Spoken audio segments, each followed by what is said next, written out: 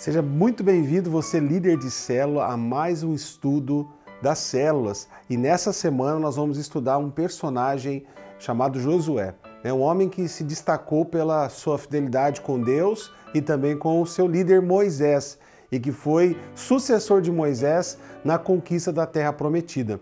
Então há muitas lições importantíssimas para nós trabalharmos nessa célula, principalmente nessa época de pandemia, que nós temos enfrentado notícias desafiadoras, notícias que tentam estremecer a nossa fé. Mas eu creio que você vai ser fortalecido, não só você líder, mas toda a sua célula será fortalecida para a glória de Deus.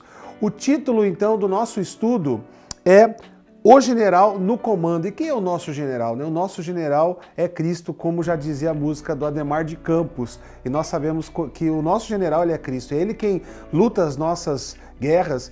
E nesse tempo que estamos passando, nada melhor do que nos fortalecermos, né, na presença dele, na sua palavra, em oração, na solitude do nosso quarto, crendo que ele está no controle de todas as coisas.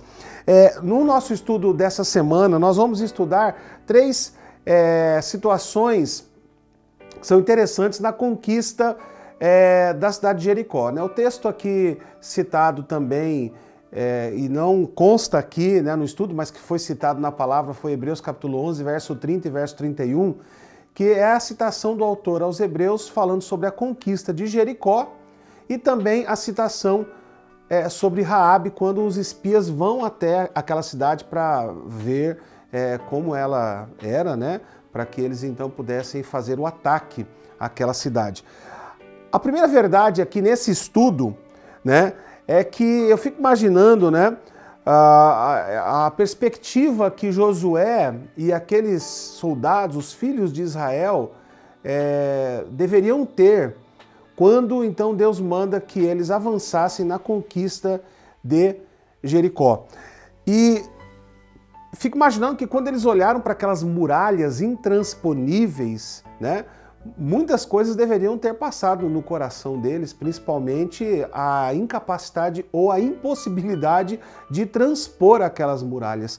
Mas a grande questão aqui é que Deus já havia confirmado, então, a Josué que Jericó seria entregue nas mãos de Josué e dos filhos de Israel.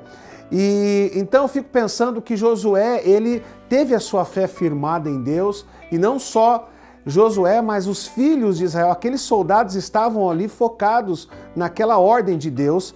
E aí eu lanço uma pergunta para nós refletirmos na nossa célula, né? O que está influenciando a nossa fé? Nesses tempos difíceis ou nesses tempos desafiadores, né? A nossa fé é bombardeada a todo instante.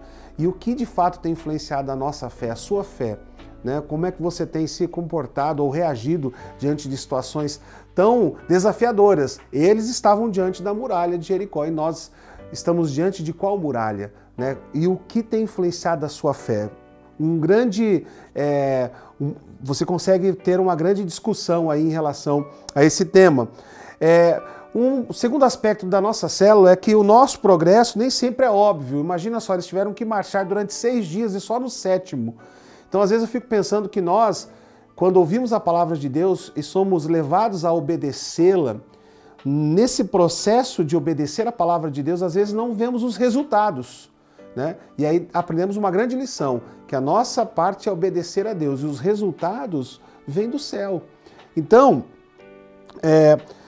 como anda o nosso nível de perseverança? Eles perseveraram ali, imagina, primeiro dia, segundo dia, terceiro dia, quarto dia, cada dia ali, né? Eles avançando para aquela missão, mas sem ver o resultado. Mas qual o nível de perseverança, mesmo quando fazer a vontade de Deus parece dar um passo diante do impossível? Como é que está essa nossa perseverança? Será que nós temos desistido facilmente das coisas? E uma terceira e última verdade para nós trabalharmos. Josué pensou que aquela batalha, ele seria o general e que Deus seria só um aliado.